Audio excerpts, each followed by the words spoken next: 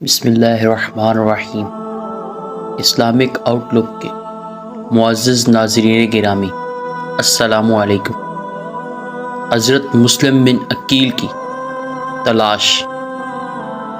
ابن زیاد کے گورنر بننے کے اور کوفیوں کے دغا دینے کی خبر سننے کے بعد حضرت مسلم بن عقیل کوفہ کے ایک سردار ہانی بن حروہ کے گھر منتقل ہو گئے، جو کہ حضرت امام حسین علیہ السلام کے جانثاروں میں سے تھے۔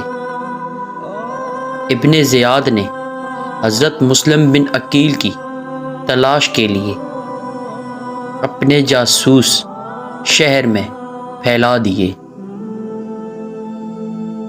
ابن زیاد کے جاسوس شہر بھر میں مسلم بن عقیل کو تلاش کر رہے تھے، مگر ناکام رہے۔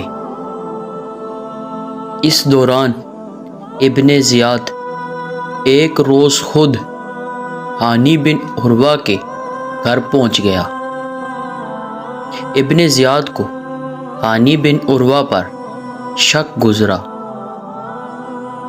اس نے اپنے جاسوسوں کو اس کے گھر کی نگرانی پر مامور کر دیا۔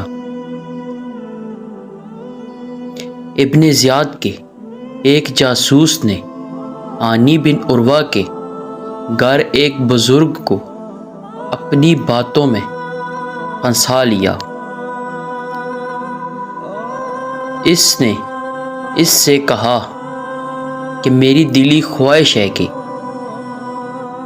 میں حضرت امام حسین علیہ السلام کے خدمت میں پیش ہوں اور 3000 دینار پیش کروں جو میری ملکیت ہیں۔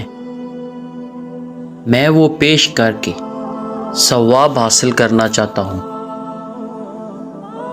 وہ بزرگ اس جاسوس کی باتوں میں آ گئے اور اسے لے کر حضرت مسلم بن عقیل کے پاس چلے گئے۔ وہ شاطر جاسوس حضرت مسلم بن عقیل کے قدموں سے لپٹ گیا اور آنسو بہانا شروع کر دیے۔ پھر اس نے ابن زیاد کو مخبری کی کہ حضرت مسلم بن عقیل ہانی بن حروہ کے گھر ہیں۔ ابن زیاد نے ہانی بن حروہ کو طلب کیا اور ان سے حضرت مسلم بن عقیل کی حوالگی کا مطالبہ کیا۔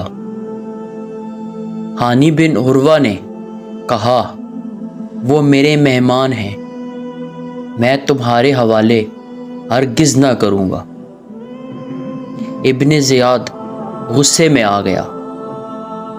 اس نے انہیں قید میں ڈلوا دیا۔